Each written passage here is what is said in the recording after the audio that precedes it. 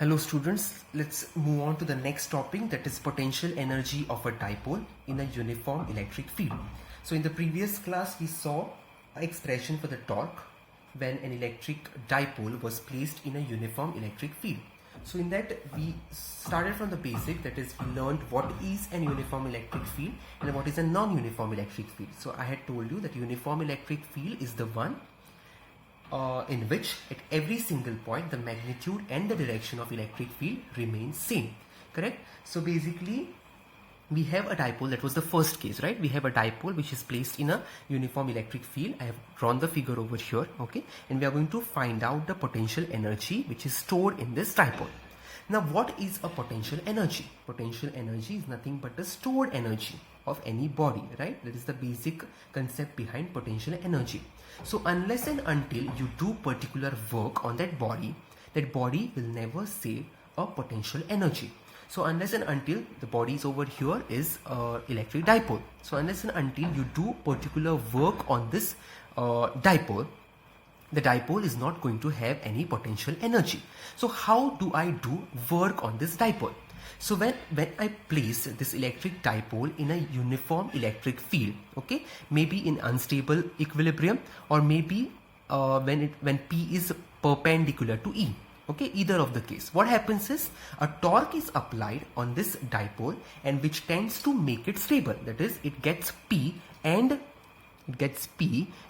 E in the same direction, correct? If this is my dipole, I have placed my dipole this way, okay, this way, then what will happen? A torque will act on this dipole and this dipole is going to experience a rotational motion and it will be staying this way, right, as P becomes parallel to E. This is its stable equilibrium, okay? So what if I intentionally turn this dipole against the torque? Now torque is applied to rotate it this way, right? Now supposing I intentionally rotate it against the torque. So whenever I do some work, okay, or if I move a body against a particular thing, okay, what happens is I do work on that body. That's what is work, right? So basically if I try to move this dipole against the direction of the torque, okay, so what will happen is I will be doing work on this electric dipole, and that is how I'm going to store the potential energy of the dipole. Okay, so the same logic we are going to use over here. So the figure for this derivation remains same as the previous derivation. So I have kept it ready. So there is a uniform electric field here. I have placed an electric dipole which is having equal and opposite charges, plus Q and minus Q, which is separated by a distance of 2a. If you see over here, okay, the P is electric dipole moment. Force experienced is plus Q here in the direction of electric field, and force experienced by minus Q is here, okay, which is opposite to the direction of electric field, okay. Net force acting on the electric dipole is 0. This is all the things we know, right? Another thing is which you need to put there is the electric dipole makes an angle of theta with the uniform electric field. Okay, so basically these are the statements which should come in the description part. So basically we know the torque formula, that is tau is equal to PE sine of theta. So let us write that down. So PE sine of theta, where theta is angle between P and E. Okay, that is very much clear from the figure. And what is P over here? P is Q into 2A, that is the dipole moment, right? I'm just writing this for reference, okay? So which is a dipole moment. Now, if the dipole is rotated through a small angle d theta, okay, against the torque acting on it, obviously small work will be done on the electric dipole, as I told you. For example, its tendency, okay, the tendency of the torque is to rotate this electric dipole this way. So if I try to rotate this dipole this way against the tendency of the torque, okay, what is going to happen is this, I am going to do a particular work on this electric dipole, correct? So let us consider that this work done on this electric dipole be dW, okay? So dW is the work done, let's consider, on the electric dipole. So what will be the work done formula? Okay, so for a translational motion, when supposing a body is lying over here and I'm applying force on this body, correct? So work done is given by what? Work done is given by force into displacement, correct? So this is for a linear motion, correct? This is for a linear motion. What about a rotational motion? Okay, again 11th standard basic, rotational motion, work done is given by your force is replaced by torque, okay, and your displacement is replaced by angular displacement, correct? Supposing this is the displacement, now it's a rotational motion, so it becomes a angular displacement, how much angle it has transversed while rotating, correct? So this is the formula, that is tau into d theta, correct? Okay, so basically this is the work done formula for the rotational motion. So the same one we are going to apply over here. So dw in this case is going to be tau into d theta. Okay, so now what is torque formula we have written here? It is Pe sine of theta into this d theta will remain as it is. Okay, so now this is the small work done, okay, to rotate the electric dipole through a small angle d theta. But what if the angle is big? Okay, there will be a large amount of work which is done, correct? So if we consider this entire work done, okay, how do I write it? So therefore the total work done, I'm writing the short form, okay, the total work done in rotating a dipole from its orientation, making an angle of, let's say, from theta 1, initially the angle is, let's say, theta 1, with the direction of the field, that is to theta 2, let's consider, okay, we have changed the angle from theta 1 to theta 2, okay. In this case the work done will be what? Obviously we are going to use a little bit of mathematics here, that is integration. So the total work done in that case is going to be integration from theta 1 to theta 2 of this small work done. That is, I'm just combining the small pieces from theta 1 to theta 2 to get my total work done. Okay, so what is the formula over here now? So it's going to be from theta 1 to theta 2 dw, which is now found out as Pe sine of theta d theta.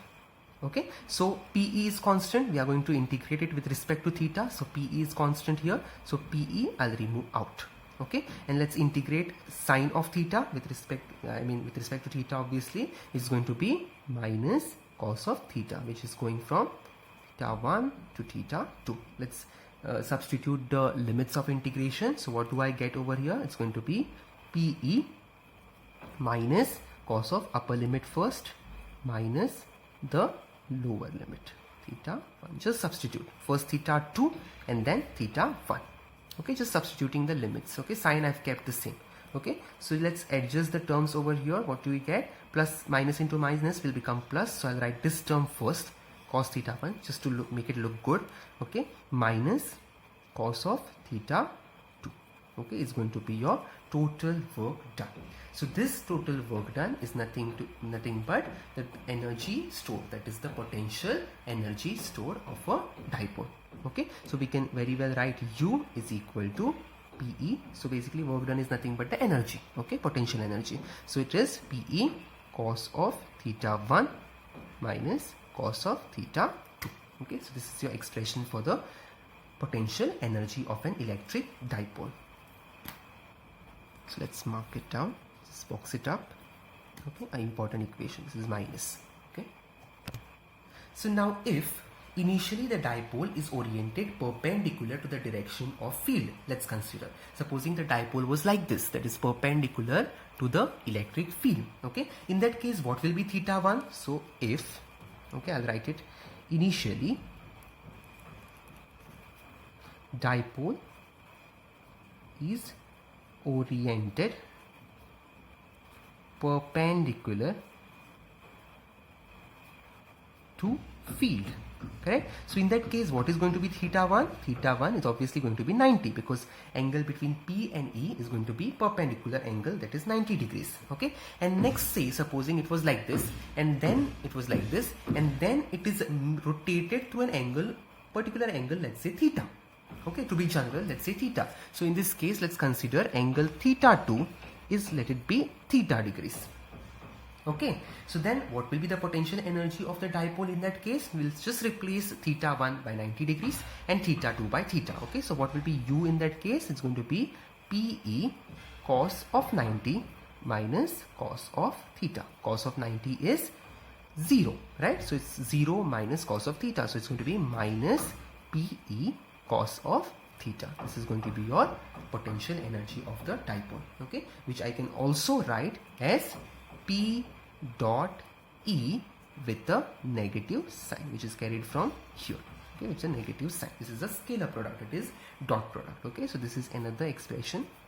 Okay, so supposing they tell you in the problem, okay, that initially it is placed at 90 degrees, P and E is perpendicular, you can directly go for this formula. Otherwise, you have to strictly go for this formula and substitute both the angles, the initial angle and the final angle, to find out your potential energy of the electric dipole.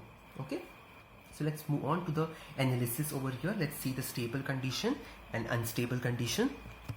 Okay, so the first one we have is the position of stable equilibrium, that is theta is 0, correct? P and E are in the same direction, that is this way. Okay, P and E are in the same direction. So for us, position of stable equilibrium, when theta is equal to 0 degrees. So what will happen in that case? In that case, U is going to be minus PE cos of 0. Okay, so cos of 0 is 1, correct? So that is going to be, U is going to be P into E. Okay, so this is basically your, since it is negative, this is your minimum potential energy stored. Okay, next, position for the unstable equilibrium. We know for an unstable equilibrium, it's when theta is equal to 180 degrees. So in that case, U is going to be minus PE cos of 180, and cos of 180 is minus 1, correct? So it's going to be, I'll write it for you, PE cos of 180 degrees. Okay, so minus PE cos of 180 is minus 1. So it's going to be P into E. So that is basically going to be the positive PE, that is maximum potential energy. Okay, when it is unstable. And position of zero energy, when it will be 0, when theta is equal to 90 degrees. Why? Because P and E will be perpendicular when theta is equal to 90 degrees. So if you substitute 90 degrees over here, P into E with a minus sign, cos of 90 will be, cos of 90 is 0. So the entire term will go to 0. So in that case, U is going to be 0. Okay, so this is the analysis. Okay, this is all about your derivation for potential energy of a dipole in a uniform electric field. Okay. So in the next class, we are going to learn something called as continuous charge distribution. Okay, so this is it for today. I'll see you in the next class.